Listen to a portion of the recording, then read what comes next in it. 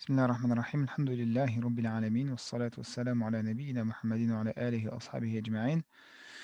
Mais بعد, on continue notre série de rappels et on avait fait une petite pause, ou entre guillemets un petit récapitulatif de ce qu'on avait vu depuis le début. Et on continue cette fois donc sur les étapes, en fait, ou plutôt les sous-parties de la tombe. Parce qu'en fait, ce qu'on avait vu sur la tombe, c'est quelque chose qui est général et puis ensuite, il va y avoir des spécificités, des choses, qui vont correspondre à chacun d'entre nous, heu, en fonction de ce qu'on a fait dans notre vie, qu'Allah nous en préserve. J'en profite pour rappeler que c'est pas pour, les enfants, d'accord? Parce que c'est des choses qui sont pas destinées aux enfants. Et donc, on avait vu que, il y allait avoir les questions et donc les anges de la tombe qui qui questionnent sur, et pour pouvoir justement avoir, déjà un premier aperçu.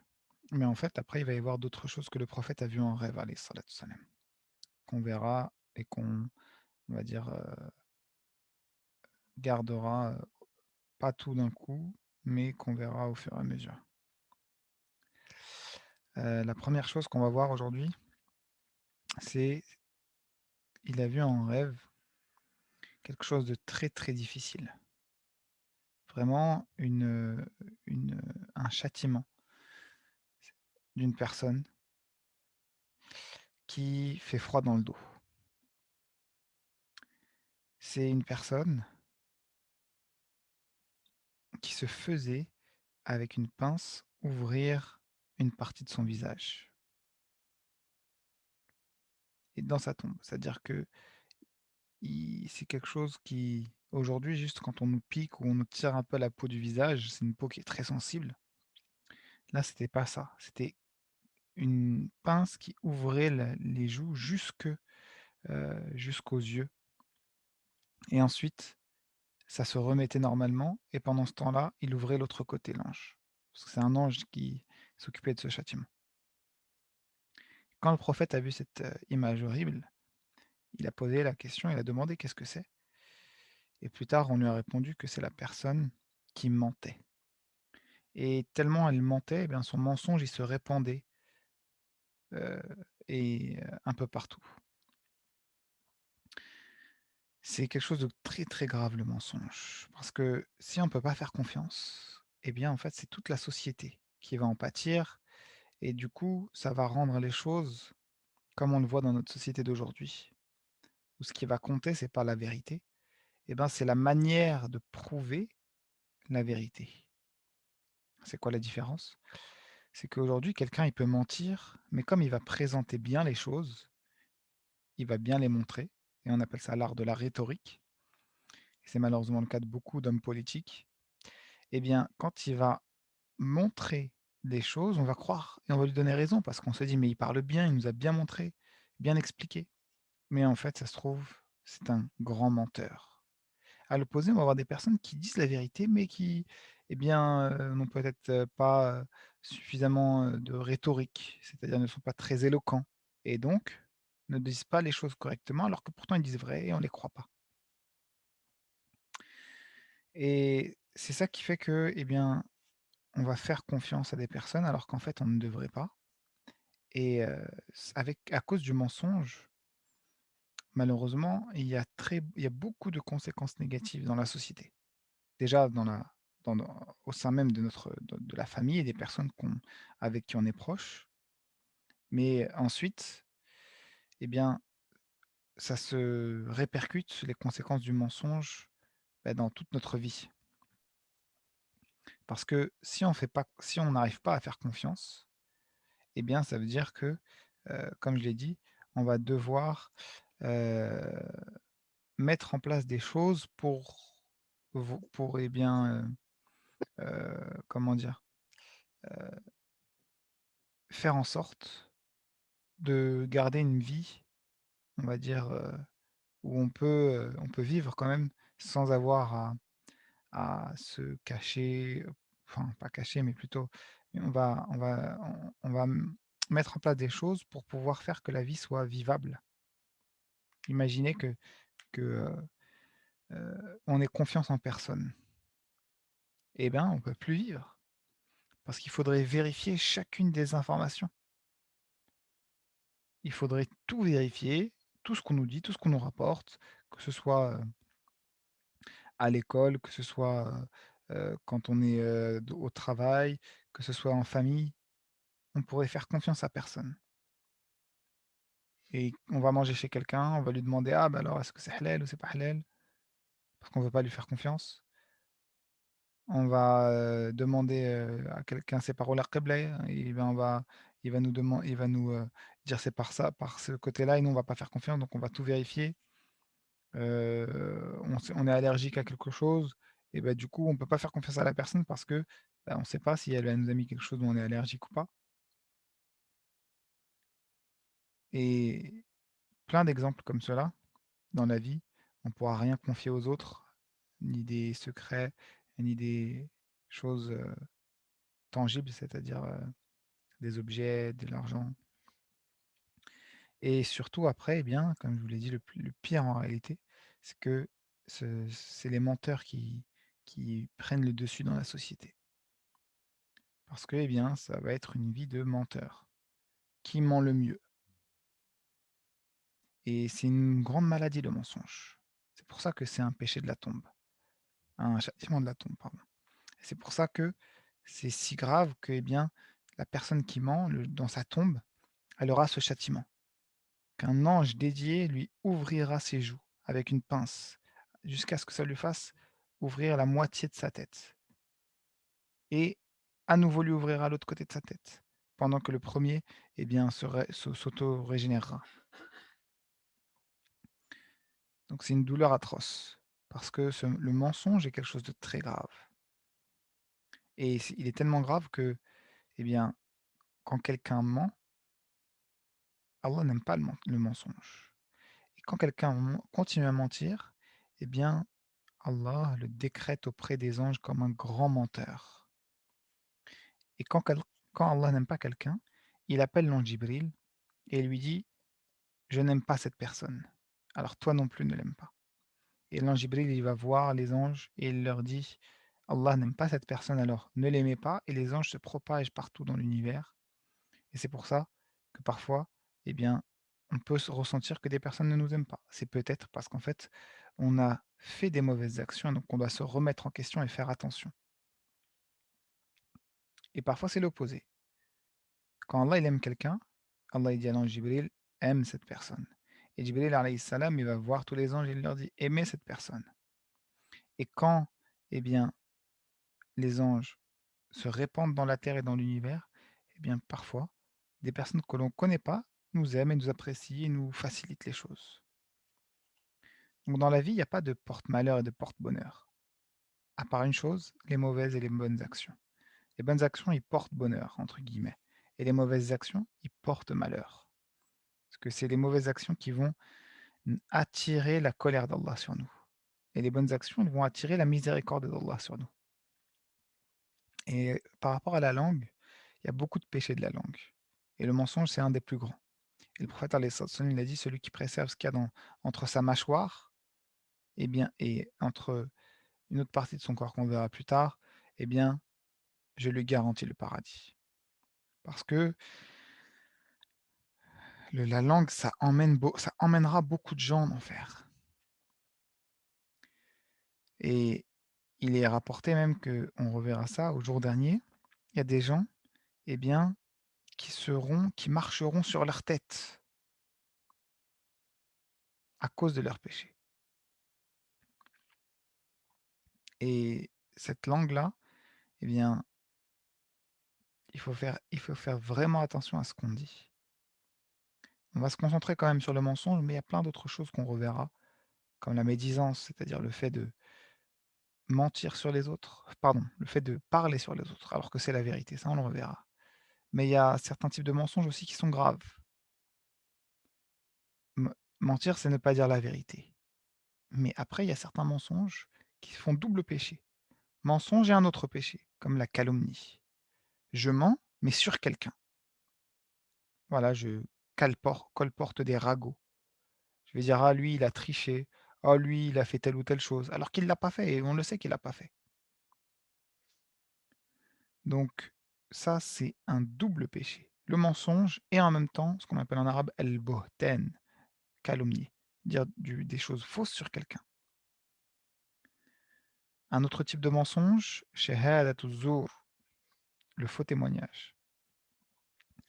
Quand on va dire quelque chose de faux, mais en plus pour obtenir un gain, c'est-à-dire pour obtenir quelque chose qui ne nous appartient pas.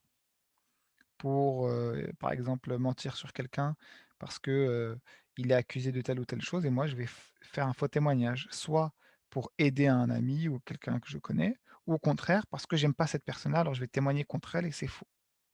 Ça, c'est un double péché. Le mensonge et en plus le faux témoignage. Et ce faux témoignage, il est très, très grave. À tel point que le prophète sallallahu alayhi wa sallam l'a dit: «Allah, il a pas besoin de quelqu'un qui jeûne». En plus, le ramadan, il approche, donc il fait le jeûne de ramadan ou d'un autre jour et qu'en plus il n'arrête pas le faux témoignage. Et un dernier type de mensonge, et celui-là, en fait, il est tellement répandu parce que c'est pas un mensonge direct, c'est un mensonge indirect. C'est le fait de colporter des ragots. Le prophète sallallahu alayhi wa sallam, il a dit: «Kafa bil mar'i kadhiban an yuhadditha bi kulli ma sami'a». Il suffit à une personne comme mensonge de rapporter tout ce qu'elle entend. Dès qu'on vous raconte quelque chose, sans vérifier si c'est vrai ou si c'est faux, hop, je le répète. «Oh, à ce qui paraît». Ça, c'est l'une des meilleures manières de reconnaître un ragot. À ce qui paraît, un tel, il a fait ci, il a fait ça. À ce qui paraît, c'est ci, c'est ça.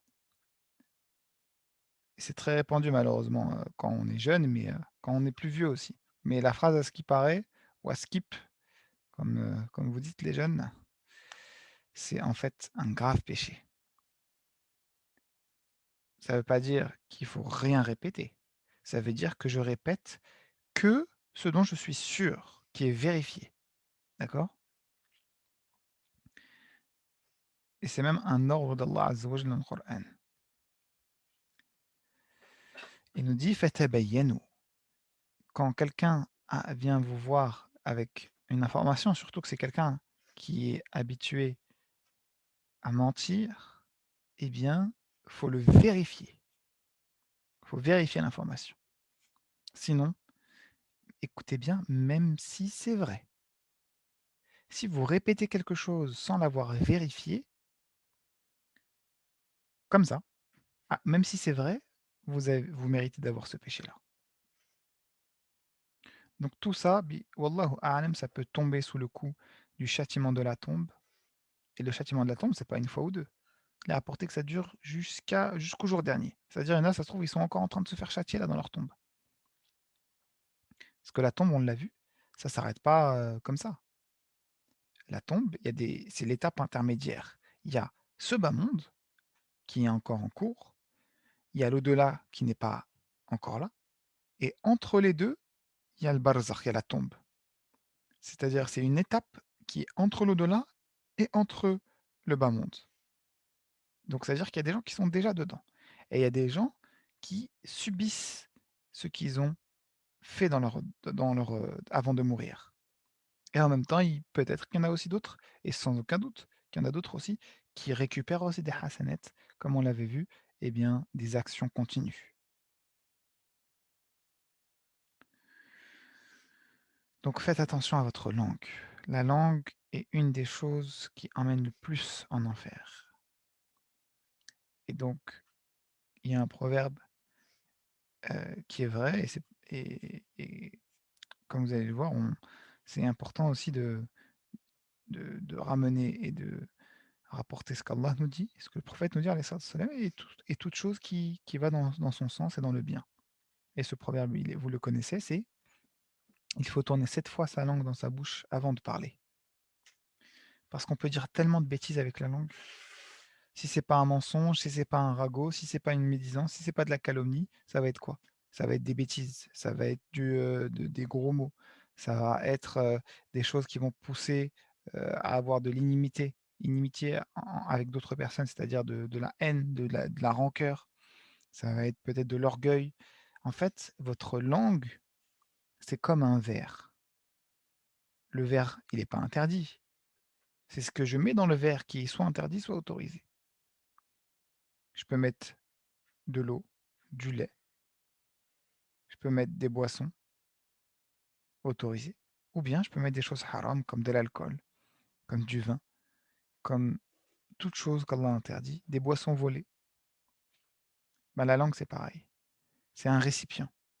Soit j'y mets quelque chose de bien, des bonnes paroles, des conseils, ou à minima des choses qui ne sont pas négatives. Je parle, je discute de choses qui ne sont pas interdites, j'échange avec, concernant des choses de ce bas monde, des choses qui me sont utiles ou des choses, qui seront peut-être moins utiles, mais juste pour passer le temps, pour jouer ou autre. Ou bien à l'opposé, je vais utiliser ce verbe pour émettre des choses interdites, comme bon, tous les exemples qu'on a cités autour du mensonge. Donc faites vraiment attention à tourner 7 fois votre langue dans votre bouche avant de parler, parce que les anges, ils écrivent. Les anges écrivent tout ce que vous dites. Tout ce qu'on dit sera écrit. C'est pas juste les actions. Oh, un tel a fait ci, un tel a fait ça, qui sont en train d'écrire. Ils écrivent comme si c'était un roman. Un tel a fait ça et il a dit deux points, ouvrez les guillemets. À la lettre près, ce que vous avez dit. Ils écrivent tous les anges. Et le jour dernier, eh ben, on aura chacun son livre avec tout ce qu'on a fait. Qu'Allah nous facilite et nous permette de faire attention à notre langue et nous préserve du mensonge et nous écrive auprès d'Allah parmi les véridiques as-siddiqin. Allahumma amin. Parce que la langue, c'est pas que ce qu'on dit avec sa langue. Maintenant, aujourd'hui, avec les réseaux sociaux, avec Internet, euh, les forums, etc., c'est aussi ce qu'on va écrire. C'est en fait le message qu'on va transmettre. Tous ces messages-là, ils sont aussi écrits. Et ça revient au même. Ça revient au même que de l'avoir dit avec sa langue. Donc faites attention à ce que vous écrivez aussi. C'est exactement la même chose. Il y en a, ils pourraient dire: «Ah ben c'est bon, je ne l'ai pas dit, c'est pas ma langue». C'est pareil. Si tu mens par SMS, si tu mens sur Snapchat, si tu mens sur Instagram, si tu mens sur Facebook, si tu mens sur Twitter, si tu mens, quel que soit le réseau social que tu utilises, quelle que soit la méthode de mensonge que tu utilises, même si tu mens en faisant le langage des signes, tu as rien écrit, tu as rien dit, mais tes mains, elles ont bougé. Quelqu'un, il te dit, «Qui a volé?» et toi, tu le pointes du doigt. Tu pointes quelqu'un qui c'est pas lui. Et ben, tu as fait un faux témoignage. Quelqu'un, il te dit, voilà, bref, vous avez compris le principe. C'est pas juste la langue, c'est le véhicule du message. Que ce soit les mains, les doigts, le corps, parce qu'il y a l'expression verbale, l'expression non verbale. Donc faites très attention à ça. اللهم انفعنا بما علمتنا وعلمنا ما ينفعنا وزدنا علما صلى اللهم وسلم وبارك على سيدنا وحبيبنا محمد وآخر دعوانا أن الحمد لله رب العالمين والسلام عليكم ورحمة الله وبركاته. Merci Moualim, salam alaikum. السلام.